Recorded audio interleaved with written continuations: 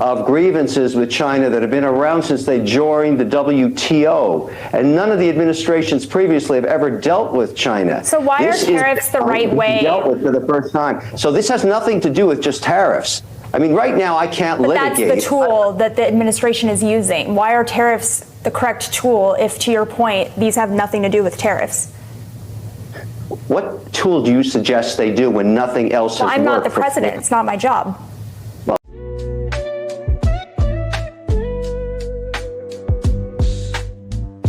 What's going on, everybody? Welcome back to the channel. It's your man Wise, and today we got to check out this video from Kevin O'Leary. He just delivered what might be one of the most educational and well-articulated explanations of tariffs and Trump's trade strategy that we've seen yet. Seriously, if you've ever had questions about what Donald Trump is attempting to do with these tariffs, this is the discussion to watch. In just a few moments, you're going to see it for yourself. Kevin expertly breaks down the why, the how, and the long-term impact, calmly educating a liberal reporter who clearly is in over her head in this conversation. She came ready to argue, but not ready to listen. No shouting, no spin, just facts. And by the end of it, you'll feel like you've taken a crash course in international trade. So if you've been confused by all the noise, all the nonsense, all the fear-mongering from the left, and you're wondering what's really going on behind the headlines, this is your moment. Like, share, subscribe. Let's get into it. I want to start on these tariffs. The market is on track right now for its worst weekly performance since March of 2020. How do you continue to be an advocate for these tariffs, given the sell-off we're seeing, given that I have had every source on our show this morning say that these tariffs will be causing a recession in the United States?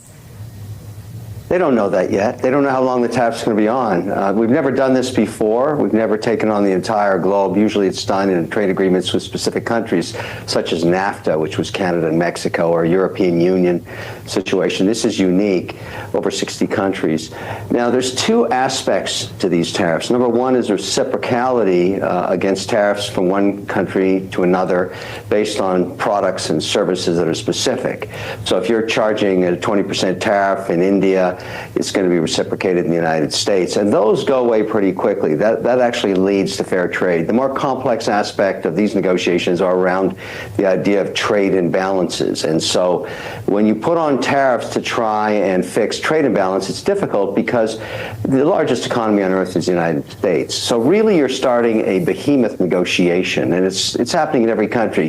You highlighted Canada, but you might as well talk about Britain or even Switzerland, where I am right now, where they have over 30% tariffs imposed 48 hours ago.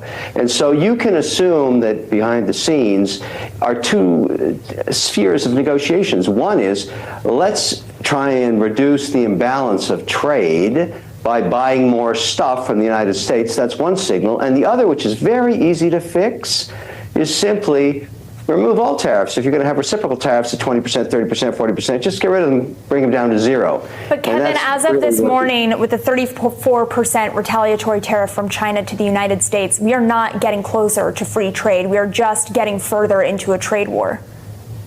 No, China's a whole different story. This isn't about trade war with China. This is about leveling the playing field on a wide range of issues, including IP law, access to business, access to courts, being compliant with U.S. regulations on securities. There is a laundry list of grievances with China that have been around since they joined the WTO, and none of the administrations previously have ever dealt with China. So why are tariffs the right way? Dealt with for the first time. So this has nothing to do with just tariffs. I mean, right now I can't litigate. That's the tool that the administration is using. Why are tariffs the correct tool if, to your point, these have nothing to do with tariffs?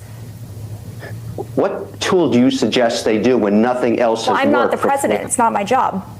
Well, exactly. So let him do his work.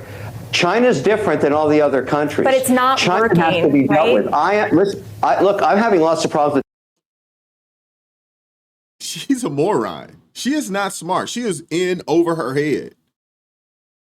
You're going to ask a dumb question, and then you're going to turn around and say, when he asks you, hey, so what's your suggestion? Oh, I don't know. It's not my job. Yeah, so shut up and let him cook. Let him do what he's going to do. These tariffs aren't even a week old yet. It's amazing to me how these liberals think that, a policy gets implemented and boom, it's just supposed to, blue skies and rainbows immediately. I just don't understand these people. China, as are millions of other companies in the United States that try to do business there. They do not play by the rules. They're going to have to start doing it pretty soon. That's a different conversation. You want to talk about the markets correcting? Yes, they are. By the way, markets correct every 18 months up to 20%. You're watching it happen right now. It's not pleasant. You can't blame just the tariffs for this. These have been very expensive markets now for almost 18 months. Now they're having a correction. I think what matters is this a recession signal, yes or no? And how long will these tariffs be on? I would say 50% of these tariffs across these 60 countries will be negotiated pretty quickly, including the Canadian situation you made details on. Canada's different because they're in the middle of an election. Carney's not an elected official. He has no mandate from the Canadian people.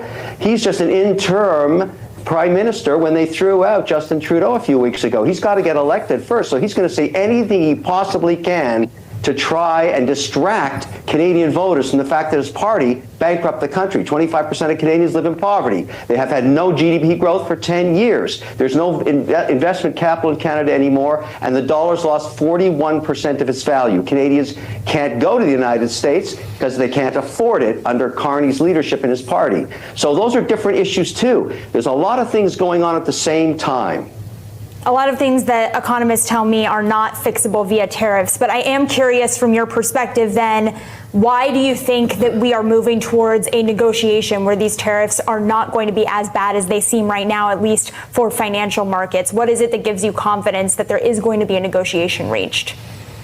Because there's a good reason to do it. I mean, you got to distinguish the noise versus the signal. I've said this countless times about Trump.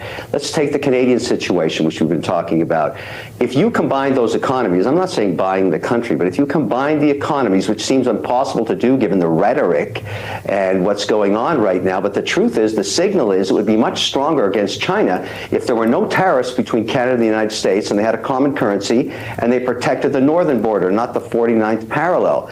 Now, the Canadians know that's worth it because 75% of their output has been sold to the United States for over 120 years. 17 states call Canada the #1 trading partner. 28 states, in addition to those 17, #2 trading partners, Canada. So it'd be economic suicide not to work this out. The obvious answer is to remove all tariffs, and that will happen, my guess is, right after the election when the Canadians make their choice about who they want to lead them. That person will fly to Washington immediately and start negotiations, which I would call NAFTA 3. But right now, that's not happening because Carney's trying to use this whole Trump issue as fulcrum to try and distract Canadians away from the facts that he wiped out the country. Maybe he'll get elected, maybe he won't. Nobody knows right now. But nothing's going to happen on the Canadian situation until the election's over in just over 5 weeks. So let's talk about the Canadian citizen reaction, because we've already seen evidence of Canadian citizens boycotting American products. We've heard from CEOs that they are concerned about that,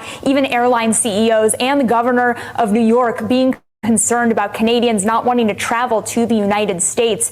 Are you getting that pushback from your fellow citizens in Canada? No. You can understand if you've got the froth and rhetoric around an election cycle why you would get some of that. And some Canadians are unhappy, there's no question about it, but Canadians are not stupid. They understand the economic advantage of working and selling to the United States and having no tariff whatsoever. The behemoth economy is a golden jewel of an idea, and everybody gets that joke. Americans do not hate Canadians. Canadians do not hate Americans. Politicians have lots of rhetoric when they're trying to get elected. That's what they're doing here. All of this will pass too. What drives everybody long term are economic interests, and that's what really you should focus on here. This will pass. Things will calm down. More rational minds will sit at a table across from each other in about 6 weeks in Washington and in Ottawa. More rational than the president? At the end of the day, the president's not an idiot either. Neither is Ludnick or Burgum or any of those people negotiating these deals right now. You have to look at the economic opportunity. They're not idiots. They're negotiating. This is a giant, nasty negotiation with a little bit of politics and a little dash-will-do-y of politics because of the crazy timing of the Canadian election. Trump has a 4-year mandate. At least 2 of them are in a majority situation. If he's going to do all this volatile stuff, which he's doing right now, he's got to do it now, because he may not have a majority mandate after the midterms. So that's why you're getting such an accelerated pace of policy. These tariffs, as I said earlier, 50% of them can be easily melted away to a reciprocal of 0 tariffs. And then this trade deficit is a trickier situation country by country. The only reason there's a deficit in Canada is the fact that so much oil is imported from Alberta into the U.S. economy. If you took away oil, Canadians buy more goods and services from the United States than vice versa. There is no trade deficit ex oil. So that is obvious too. The numbers are the numbers.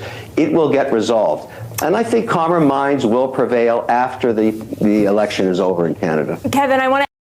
Well, I want to know why these liberals and these liberal talking heads who obviously don't know much. She's got somebody in her here telling her what to say. She doesn't know much.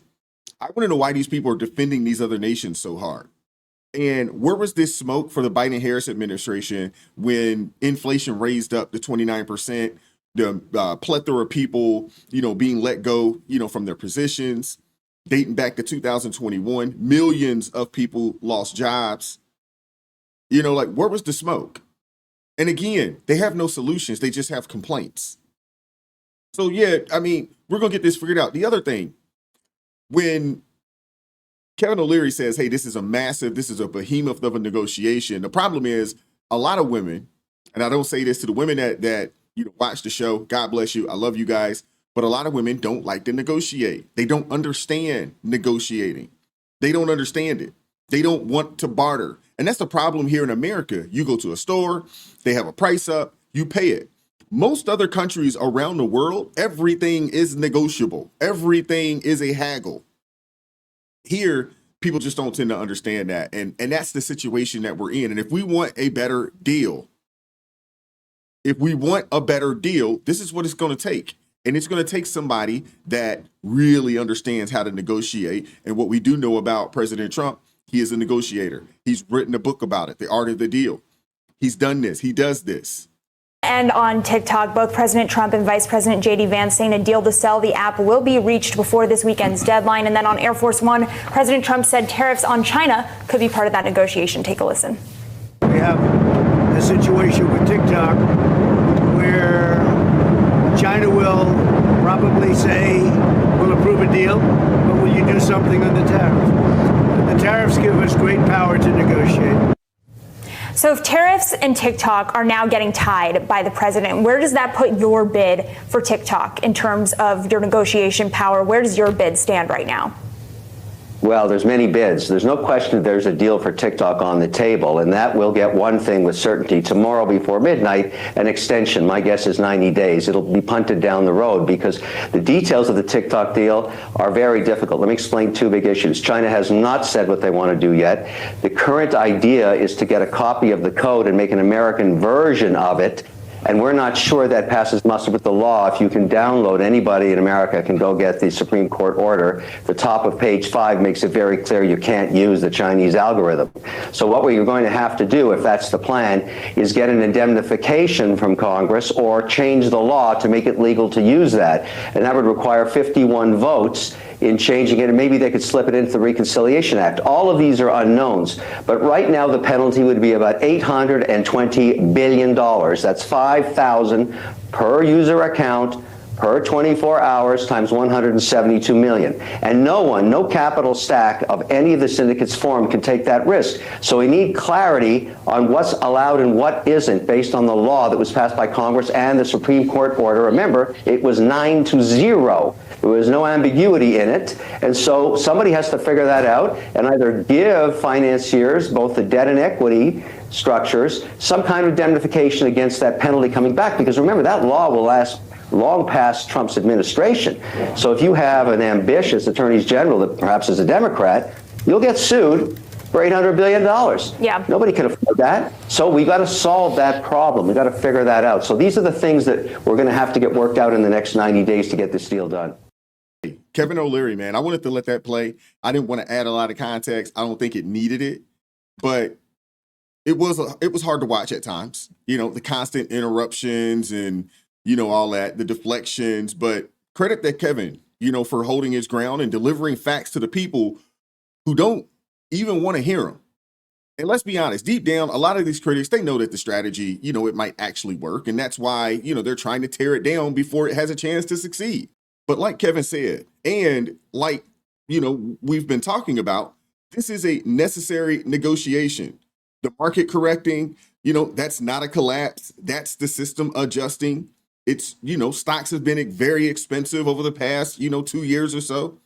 And it's already starting to pay off, man. Countries that spent decades hiding behind trade barriers are now offering to drop them. That's real progress right there. And the American people are noticing it. We're noticing it. And what we also understand is that there's nobody on the other side that's coming up with another solution. So here's the question. Here's the question that we all should be asking. Why didn't Obama do this? Why didn't Bush do this? Why didn't Biden do this? Why did it take Trump to be the one to finally stand up and say, enough is enough, man? We have to try and do something different. It's not about politics, man. It's about results. And for the first time in a long time, we're seeing someone actually fight for the American people, the American worker, the American middle class. And to be honest with you, that's worth paying attention to. I want to hear what you guys have to say about this in the comment section. Like, share, subscribe. Click that all button so you never miss an upload. If you'd like to go the extra mile and support the channel, consider joining the ARP family, or you can buy your man a coffee. That link's in the description box below. I appreciate the support, the love. Keep God first in your life. Stay prayed up. We'll catch up with you all next time. Peace.